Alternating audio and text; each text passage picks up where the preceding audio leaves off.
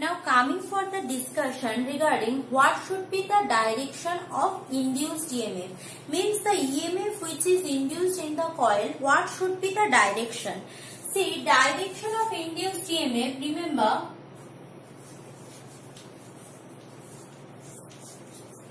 can be determined by two laws. First of all, that is Fleming's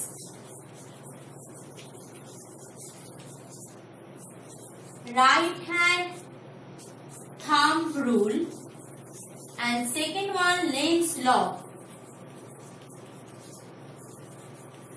In Madhyamik syllabus, Fleming's right hand thumb rule is not there, but since we are following parallelly both the two books, I will give you the glimpses of Fleming's right hand thumb rule, glimpses in my PDF notes.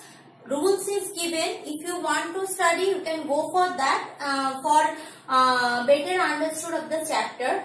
And Lenz's law, I will go for elaborate version. Acha. First, coming for Fleming's right hand thumb rule, means whenever, according to the right hand thumb rule, which one is your right hand? This one is your right hand. So I will go for this 3 finger. Okay, left hand also 3 finger, Fleming's left hand rule, remember.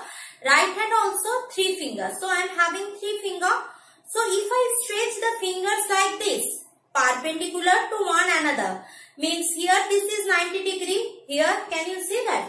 Here this is 90 degree, here this is another 90 degree, clear? So I am stretching my fingers like this, clear? So if this one is the direction of magnetic field, means the direction north pole and south pole, direction of the field is from this direction to this direction. So obviously the induced current will be always perpendicular to the direction of magnetic field. So it is the direction of magnetic field, perpendicular means this will be the induced current. So this induced EMF or induced current. So if this is my magnetic field, this will be the induced current. And due to this magnetic field, and if there is an induced current, so obviously this magnetic field and that induced current, if there is an induced current, as we know, flow of current, change in current also produce magnetic field, that we know pretty well. So if there is a change in current inside coil, there is also magnetic field. So as a mutual effect of these two magnetic field, the conductor will face a motion. So that will be the motion.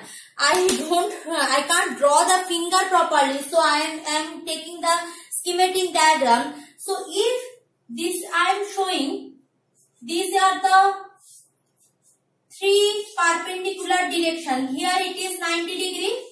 Here it is 90 degree. Here it is again a 90 degree. So if this one is my thumb T, this one is my forefinger FF, and this one is my central finger CF. So if the forefinger gives the direction of magnetic field, then obviously on that 90 degree of that will be give the direction of the induced EMF or induced current, and due to this mutual effect, so this forefinger will give the direction of magnetic field perpendicular this forefinger, perpendicular to this forefinger, who is that central finger, means this one, this central finger. So central finger gives the direction of induced current. As I am saying, if it is your coil, if this is your coil, one magnet is moving towards it or away from it, inside this there is a electromagnetic force or current is generating. So in the coil, if there is a change in current, so obviously inside the coil there is a generation of magnetic field. Outside there is a magnetic field, inside there is a magnetic field. Obviously mutual effect of two magnetic field. Remember that DC motor we are discussing, there will be a rotation of the coil or there is a motion of the coil. The motion of the coil determined by the thumb. This is a pretty complex thing, so this is not included in your Madhyamik syllabus. If you want to study, you can go through the note in ICSE book, detailed elaboration part also given. So, this is all about Fleming's right hand thumb rule. Now, coming for the second one, which is the Lenz law, which is actually in our main discussion part. So, coming for the Lenz's law. Achha. One more thing I want to say, that is we had already in this electromagnetism chapter we had discussed two things, that is previously Fleming's left hand rule and here Fleming's right hand thumb rule. So Fleming left hand rule gives what? If you remember that Fleming's left hand rule gives the direction of current carrying conductor. Remember, direction of current carrying conductor means what should be the direction, and Fleming's that conductor is placed within a strong magnetic field that is determined by Fleming's left hand rule. Now right hand rule gives what? Right hand rule gives us the direction of induced current in the conductor, which is moving where? Which is moving inside the magnetic field. There actually the current is flowing. In left hand rule, actually physically the current exists. Here current is induced by the magnetic field. For that the conductor having a motion. Previously current flowing through a conductor within a magnetic field. So conductor having a motion. Here within the magnetic field the induced current produced in the coil, for the mutual effect of these two, the conductor might have a motion. Clear the difference between these two? Now I am going for the second part of this direction of induced EMF, that is the Lenz law.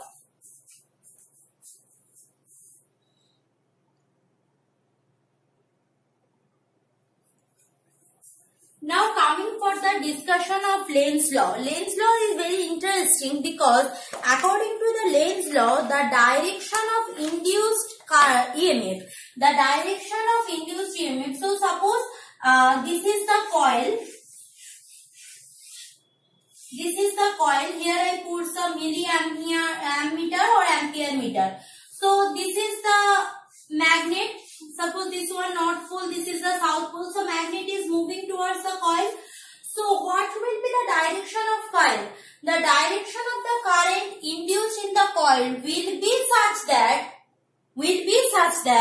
which can oppose the cause of the induced current. Remember, the direction of the current will be, induced current will be such that which can oppose the cause of induced current. Who is the cause of induced current?